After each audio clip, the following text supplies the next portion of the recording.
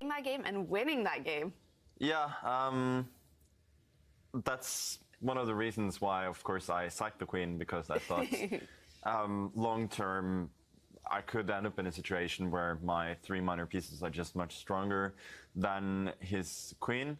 Yeah, obviously the way the game went was a dream for me. Yeah. What is it about like sacrificing a queen that is so pleasing for chess players?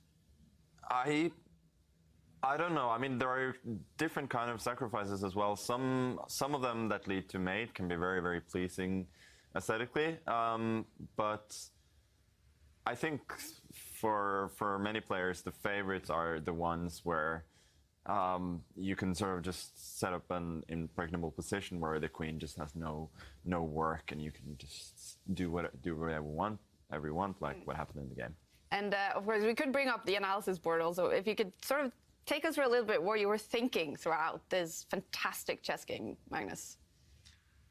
Yeah, so exactly, he surprised me a bit with this line. I probably should have known it. I didn't. And here I was already thinking, I was already like looking for ways to sack my queen for a lot of material, because I'm thinking I'm already a knight up after I take.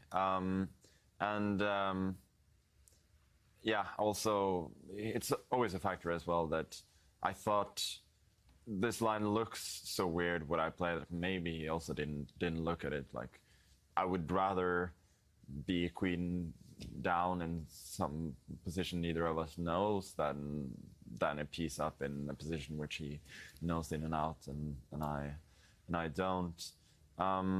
So I think what convinced me to play this sack is that I saw this idea of bringing the knight back to d6 as happened in the game, and that's why knight d2 was probably a bit of a mistake, at least practically speaking. I think practically speaking, after knight d2, knight d6, I already have the edge. I just want to. I'm sure we both could have done a lot of things differently later, but I'll just show one moment afterwards. Like, yeah, he went for e5 like 10 moves later, approximately.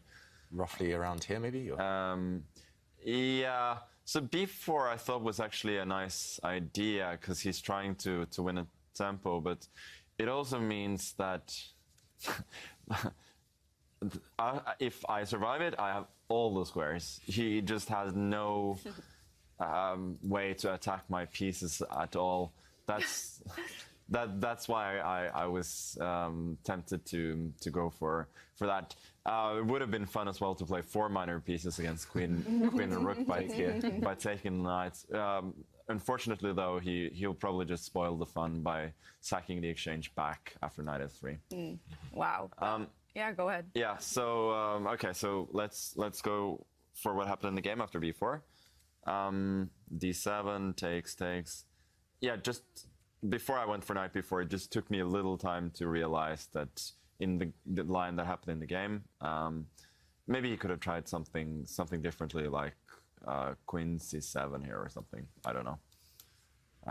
But I mean, I have the feeling that, and then rook d1. But I have the feeling that some knight, some fg or something. I don't know.